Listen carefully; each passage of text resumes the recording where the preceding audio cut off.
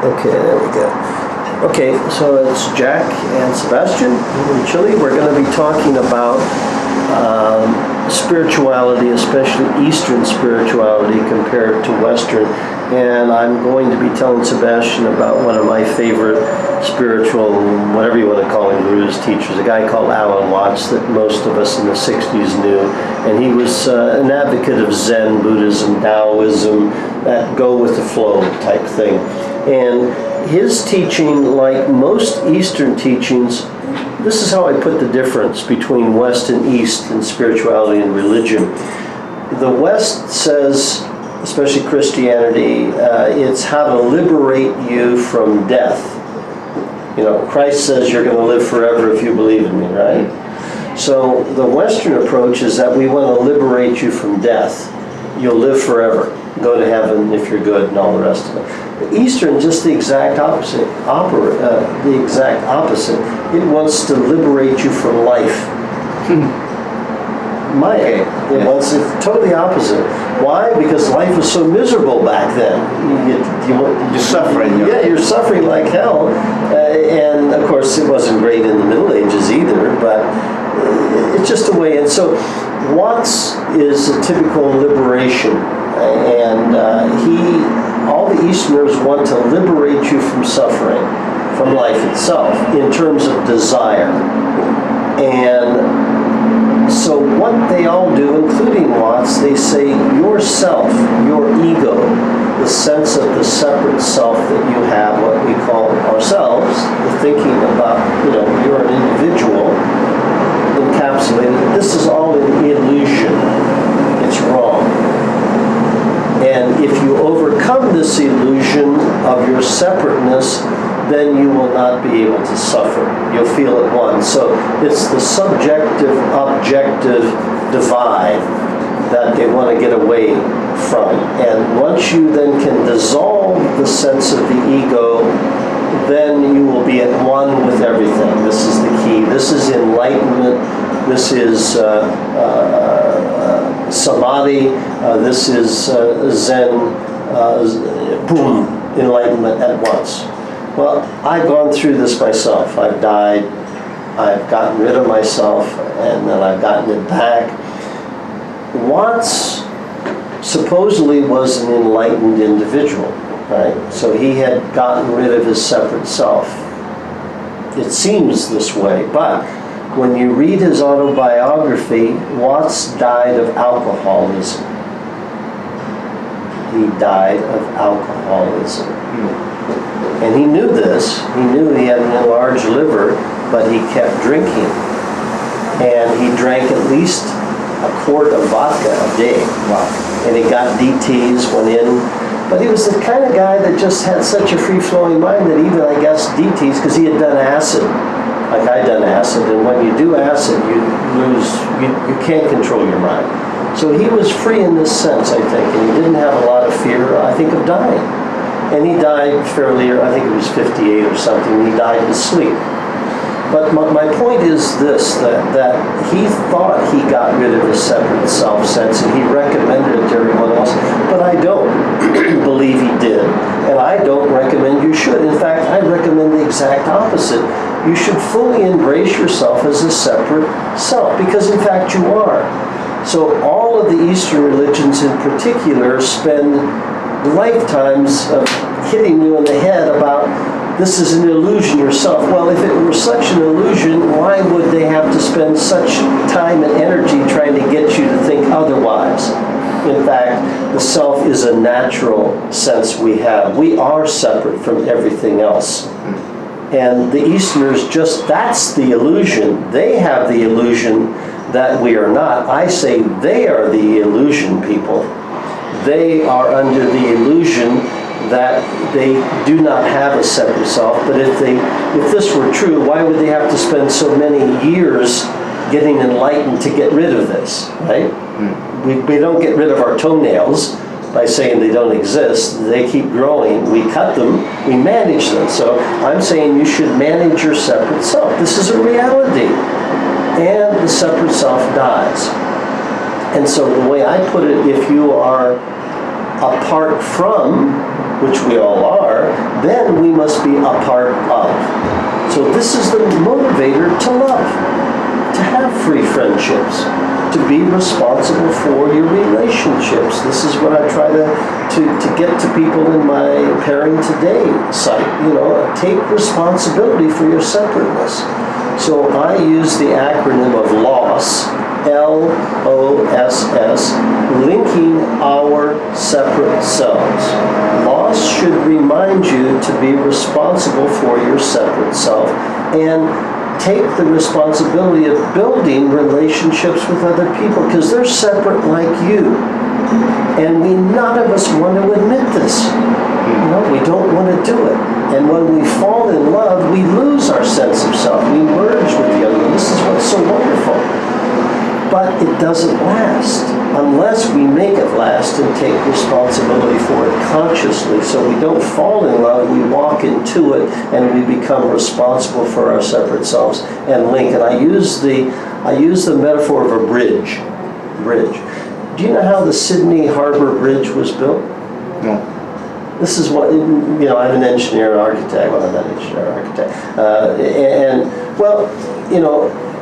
It was built from each shore, and I love this metaphor, and I've used it with Catherine and I've used it with my fourth wife from China. It literally starts out on one side of the river of life. This is it. It's the metaphor, the river of life rushing through. On one side is this separate self, the mate you're going to meet, your soulmate, your other half. She, in your case, starts building over on this side. It's cantilever. Do you know what I mean? Yes. Cantilever? Good, okay. And you're on this side of the river of life, and you start building your bridge, cantilevering it out, and you keep adding to yourself. Oh, look, over here. What's that? What's that coming?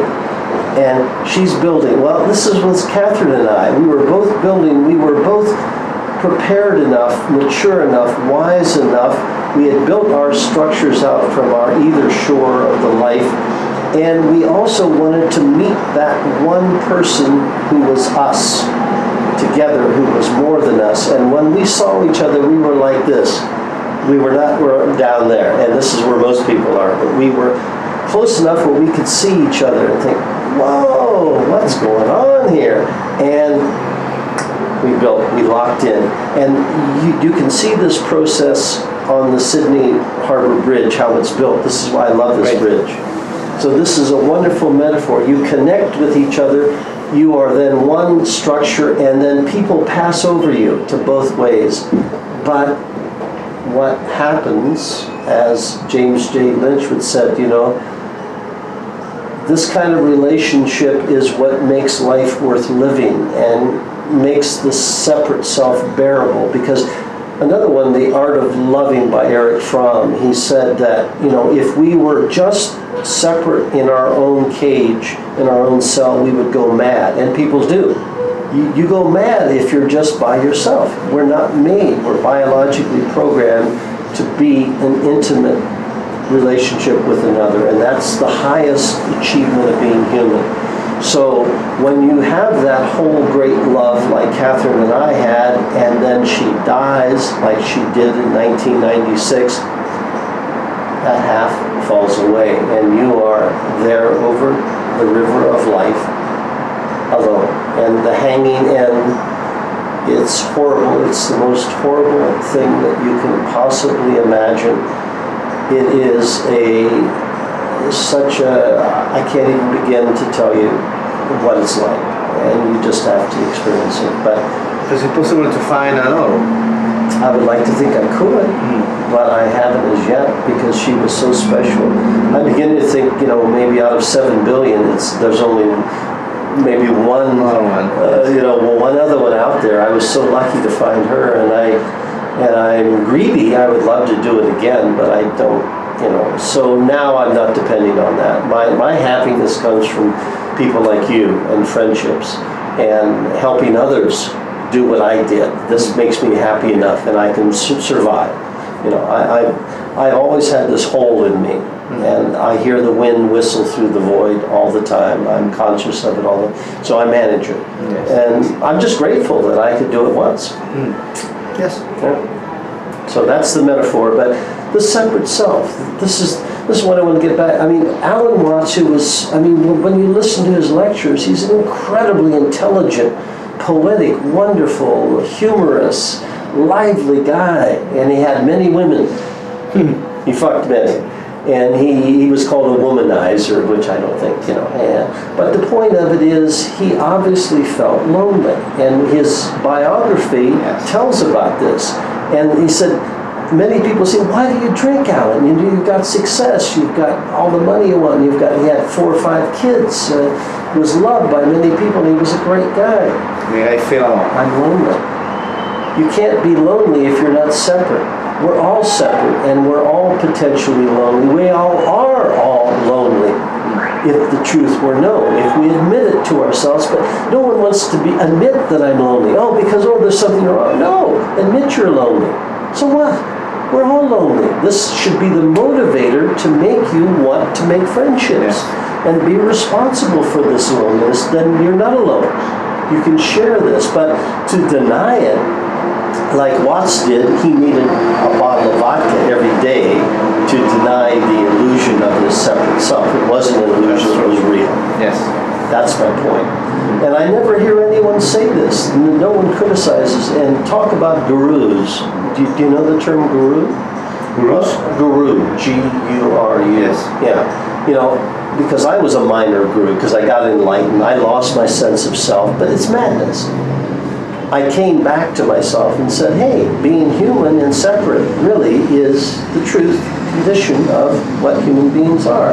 I was under the illusion I had lost the illusion of the separate self, but I never did, and neither did he, and neither do all the other gurus that I've ever known. The top ones, they all drank, they all took the drugs, they all fucked the boys and the young girls when they said you shouldn't do that. On the other end, they all took money and greed, and they ended up sometimes killing others to contain their power and control. And these are people that said they lost themselves. Come on, bullshit. I've known these people. I've lived in these groups most of my life, so I know what they're like. It's all, so the illusion of the separate self, everyone wants to get rid of it because why? We fear dying. And we fear being responsible for having to create relationships that we must care for, like to send the e-cards I told you about. Until I was in my 40s, I never cared for a plant, a growing plant, right? I never sent birthday cards to people. I never thought to care for other people. I had to learn to do this. And most of us don't do it until we get older, maybe. And so this was one of the benefits of age for me, and the benefits of loss. And I say the lesson of loss is love. Love is the lesson of loss. And most of us don't come to what I consider to be true love, which is being responsible for a free relationship, caring with that other individual, until we really lose something of great, great importance. And most of us can lose our parents, and even when we lose our love, that doesn't guarantee that we'll learn true love, because we weren't truly in love with that person. So we feel the loss, of course, and the suffering, whether it's divorce or death, is horrible, yes, but we never really figured what love was in the first place, which is being responsible for your freedom. So, there we go. Okay, goodbye. Yeah, that's it.